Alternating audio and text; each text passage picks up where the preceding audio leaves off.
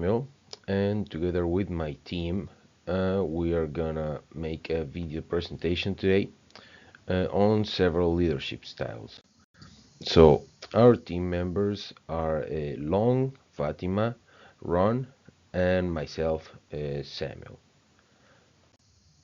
So, in the agenda we're gonna be revising today. It comprises authoritative, coaching, servant, and charismatic leadership styles, as well as a brief conclusion in the end.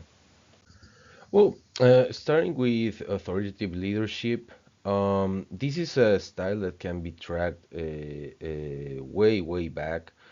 This is, some sources consider it one of the foundational leadership styles, which is to say that it provided the basis, the framework into which to develop other leadership styles. And this makes a lot of sense because, like, if we take a look at things that are supported by the authoritative leadership style and theory in general, we see like the great man theory. This theory that leaders are only born and they have either this set of innate capabilities, charisma, etc., or like, and there is no possibility of people becoming a leader afterwards in life. An idea which I personally do not agree, and well, just goes to show the limitations both of this leadership style. The leader has to share, at least in part, a vision, a common objective, a common goal with the rest of the team. And good authoritative leaders coach followers to be independent, even when they are like under the leader's authority, so that they can perform independently. All of these, obviously, in the name of efficiency. Now, the main characteristics of an authoritative leader are confidence, vision, decisiveness, empathy, and they need to be results driven. So they need to be confident to be able to convey this authority and to be able to enforce it, ideally in a constructive and positive way. They do need to be visionaries to be able to create and come up with ideas that fuse the whole group together and get everyone working towards a common objective or goal. They need to be decisive. There's no place for hesitating when it comes to authoritative leadership. And they need to be empathic as well to understand the needs of both their followers and other third-party potential stakeholders that might be affected by the situation. And finally, they need to be results driven and be able to measure the progress towards their goal using KPIs. Authoritative leadership is very suitable for situations which demand immediate action, such as to prevent an adverse outcome, which can be like even death. An example would be a firefighter off duty notices an accident and sees one person trapped inside the car. When most likely they're gonna go and make like everything they can to take the person out. And if there's people around looking, they will likely start leading them and saying, "You call 911. You look strong. Come here. Help me lift this." And that way, like, they use their authority towards a good goal, a good common goal, which is, well, aiding this particular person. And if we don't aid them timely, this could end in very poor potential outcomes. And another situation would be one in which mistakes carry great significance from a utilitarian perspective. And a perfect example of this, as it says in the slide, would be a neurosurgeon or any other surgeon for that matter, who are performing a risky procedure, but well, which is needed in order to preserve the patient's health. And with this kind of leadership in these kind of situations, we get benefits such as more accuracy, increased productivity, a stronger decision making, clear direction, and also accountability as well. My example to embody this leadership style would be Indra Nooyi, who was the first woman to lead PepsiCo, and she did from 2006 to 2018. And she had this aggressive vision, which was called Performance with Purpose. Led PepsiCo to reevaluate several policies in ESG and CSR, while also making the products more sustainable and efficient. She did increase value for Pepsi consistently throughout her time there, which is like to be seen in due to stock performance. And she was encouraging of innovation among her followers, even while applying her own innovative ideas aggressively as well. Thank you. And now my teammate Long will with coaching leadership. Thanks.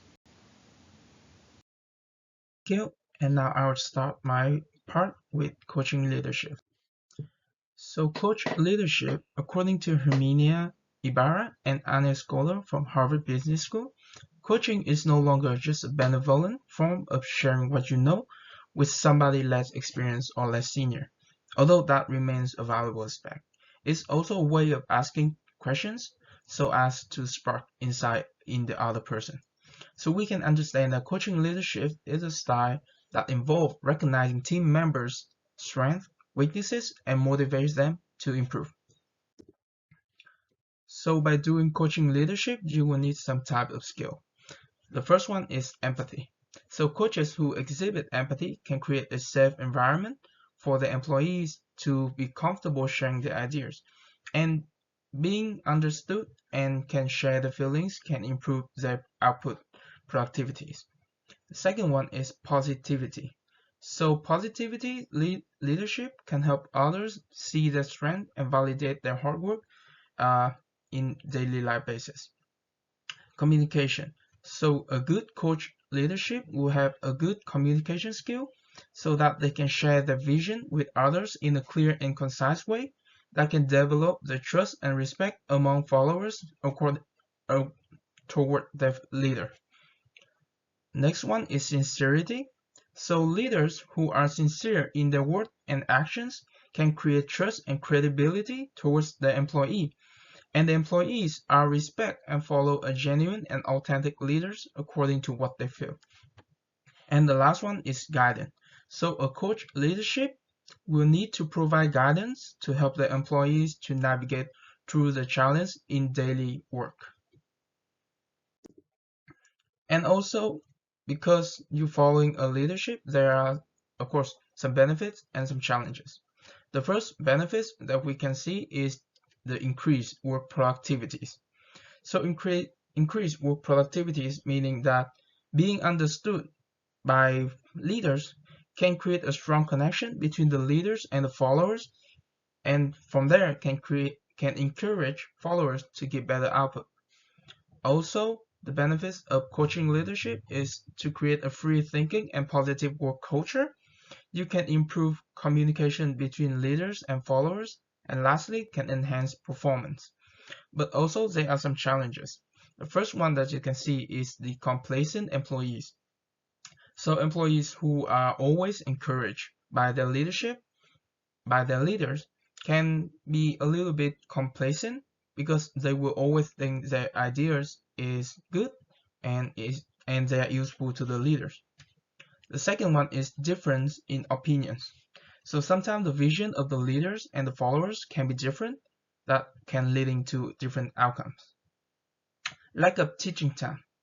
So with high pressure working environment, it will be hard to make time for the leaders to actually teach and uh, watch the followers what they're doing. And lastly is time sensitive priorities. So each individual's priority is different. So as a leader, you will need to set the priorities so that you can still connect with your employees, but also to done the work that you need to be done. So one real life example is Phil Jackson. He is famous for 11-time NBA champion as coach. So the story of Phil Jackson is he is the coach of Chicago Bulls, and after having Michael Jordan, which is the biggest star of Chicago Bulls, it took Phil and the team 9 years, from 1984 when Michael Jordan joined the team to 1993 where they actually became the NBA champion. So here, Phil will convince Jordan to score less and trust his teammate more. He believed Jordan's dominance on the court making the team too predictable. Firstly, Jordan was skeptical of this new approach, but the team began to win games and championships according to what he does. So why is he a real life example of coaching leadership? The first one is his positivity. Phil encouraged others to shine and appreciate their hard work, not only focusing on the main star, who is Michael Jordan. He's also a good communication where he can tell the teams his vision and the team will develop trust toward him. Thirdly is enhanced performance. With the clear vision, the team that he coached will play well with the championship. But also we can see the challenges is the difference in opinions. That at first Michael Jordan, who is the star players, was very skeptical of his approach. But after that, with clear vision, he did his best. Thank you. Leadership. Hello everyone, I'm Ron and I will be talking about servant leadership. So, what exactly is servant leadership? This is a leadership style that deviates from the traditional approach of leadership where the leaders are placed at the top. But the interesting aspect of this leadership is that the leaders are placed at the bottom, such as they support and empower the team. At the core of servant leadership is the aspect of serving others, which means placing the needs and growth of the team first. The primary focus of servant leadership is to empower people to succeed, to foster trust, and promote their well being. This is very different from the traditional approach of leadership where the decisions are handed down from top to bottom. In servant leadership, the emphasis is placed on humility, empathy, and the development of people as a leader's main responsibility. So some of the core principles of servant leadership are listening, empathy, commitment to growth, stewardship, and building community. As part of listening, the leader not only just listens to the members of the team, but they also respond and understand what each member is expressing. There is a greater value placed on the perspectives and a priority is given to communication between different members of the team.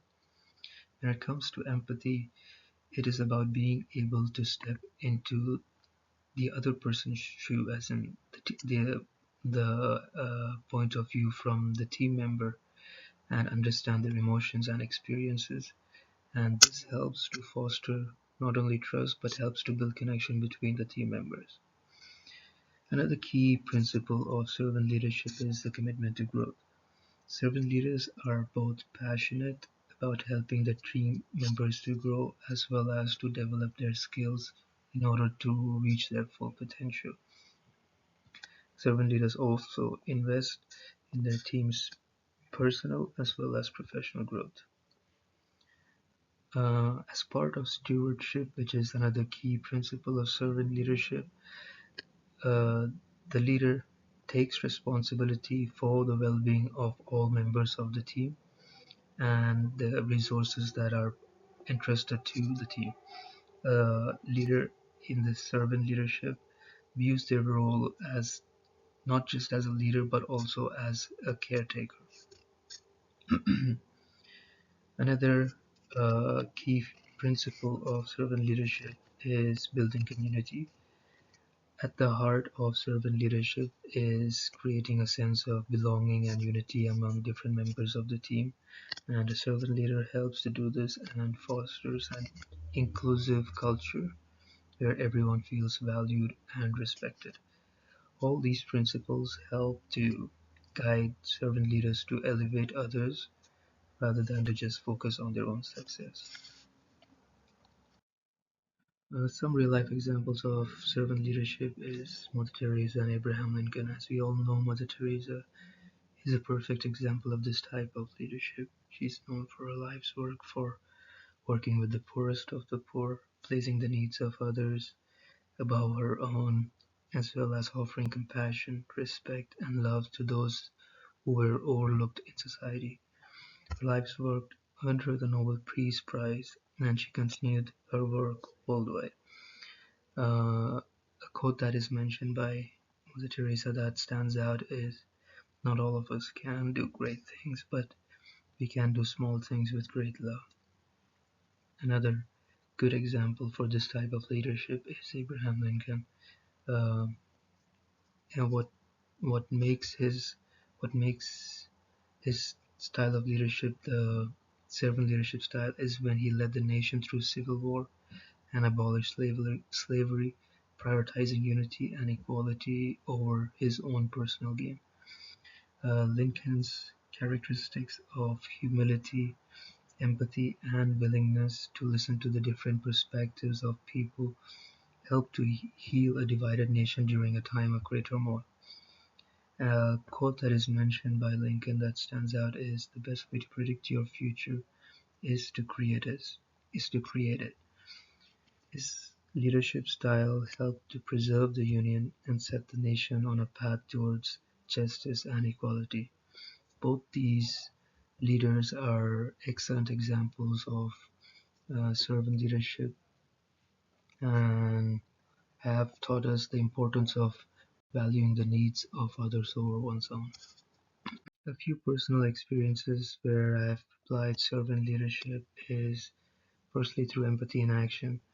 Uh, I remember having to lead a team for a difficult team project during one of my previous years, and initially there were different challenges, and as being team members from different cultures, it was hard to get along. But when I was given an opportunity to sit down with each member and discuss their concerns, I was able to provide support to each member depending on their needs. This helped us to not only achieve our goal of the team project but also help build better relationship between each member.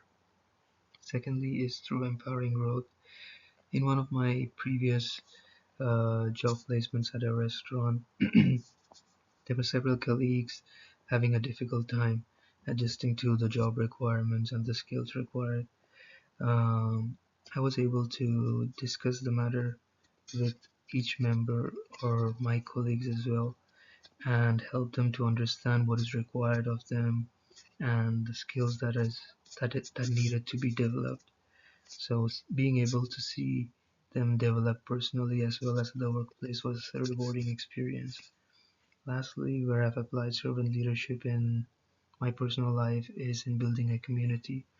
Creating a sense of belonging within a team is absolutely critical, and I've seen firsthand through various experiences of having created teams along my different years as well as in my workplace, how having an open and inclusive environment is essential to create a strong and cohesive team. To conclude, I would like to say that servant leadership is a powerful approach which focuses on serving others and empowering growth and creating a supportive environment. It doesn't have to be just leading a team or a community. It could be just working with just two people or just a small amount of people. And the practice of placing the needs of others over one's own is a powerful idea.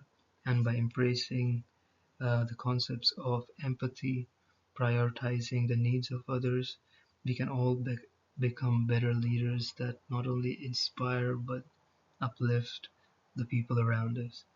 Thank you. That is for my part, and now my teammate will continue. Thank you so much, Ron, to give us a deep insight into servant leadership.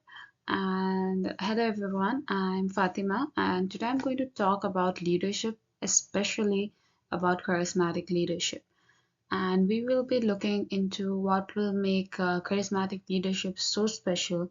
And I would be talking about some real life examples as well. And I have learned a lot about charismatic leadership even with my own experience. So I will be sharing that as well. Going on to the next slide.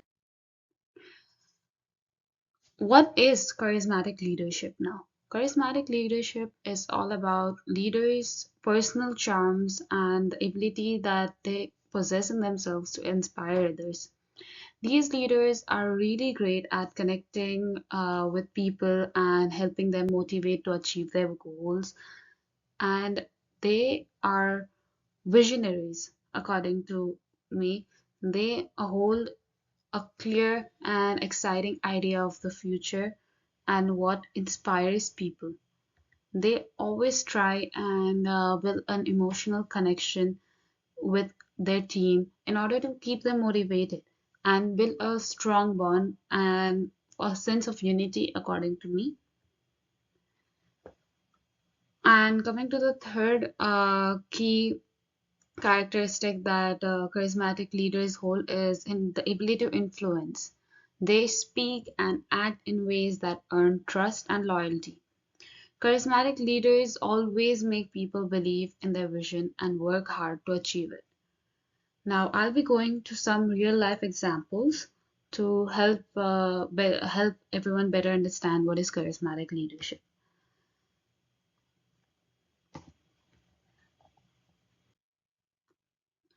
Now, one of the very significant names that comes into my mind once I think about charismatic leadership is Steve Jobs as in a form of a good leader, as a good charismatic leader. And I always have Elizabeth Holmes in the back of my head because she was not only a good charismatic leadership, but she also possesses her story also has the real problem that goes when there is a bad charismatic leadership, when it is mixed with dishonesty. What happens? So let's look into two extreme examples of good and bad charismatic leadership. The first one is of course good, that is Steve Jobs. He was known for his ability to inspire people with his vision and his innovation. Everyone knows this. His passion and clarity made people believe in his ideas and follow him with trust. That was the only reason that he was so successful because he was so passionate about what he did. And he had also once said that a leader is the one who knows the way, goes the way, and also shows the way. And then coming to Elizabeth Holmes, that even though her story ended into a huge controversy with Theranos, but she did have a very strong presence and a vision that inspired many. No, she was on her high, she was on her success. She was also able to gain a lot of support because of her confidence and her communication. She had gained a lot of political connections, and that does not come easy. That comes with the kind of leadership you possess. But all things spoken, she did end up in a huge fraud and a scandal, which is a living life proof that what can go bad in a good charismatic leadership. It is showing that how power and risks of charisma, if it is not backed by honesty, it can end up really bad. Now, I would like to talk about my personal experience that I've seen the power of charisma in my own leadership experience as well. I work as a cook, and when you're cooking, you're cooking with a team, you're not cooking alone. So, I inspire my team always during the busy times by sharing my vision for a memorable brunch experience. And especially during this breakup festivities, it is really busy. It is really busy. And always we use communication in order to successfully handle our orders and have a smooth flow of the customers and everything. So even though the restaurant was so busy the whole weekend, we have tried and made it our best to run things really smoothly. We have we've done this through spreading positivity and teamwork. I have built the trust with my team and we have achieved great results. However, I have also learned that charisma alone is not enough. You need enough good planning, you need good organization. You also need to keep ensure that things keep running smoothly during your leadership. You need to know that developing trust and influence is one of the most important things, and building strong bonds during those busy times in the restaurant or even any time of the day. Well, in coming to the end of our presentation, I would just like to say that success is shaped by a variety of leadership philosophies, including servant leadership, coaching, charismatic leadership, and authoritative leadership. This is my summation of this whole presentation, that charismatic leadership can inspire and have passion and energy, but it needs to be balanced with healthy structure and honesty in order for it to be successful. Other leadership styles like authoritative leadership, servant leadership also do bring clarity and have a lot of and has a lot of teamwork that goes into it, and it needs a lot of concentration in coaching leadership, but they also promote development and positive team dynamics. And in conclusion, I feel like the key takeaway from this is that great leaders know when to adjust their style to fit their situation. That is really important. By inspiring and guiding their teams, they can help create a real change, according to me. So, thank you all so much for listening to me. Leadership is not just about learning and improving, it is a skill that smoothens over time. Thank you so much. Thank you, Professor, for this wonderful opportunity. Thank you so much.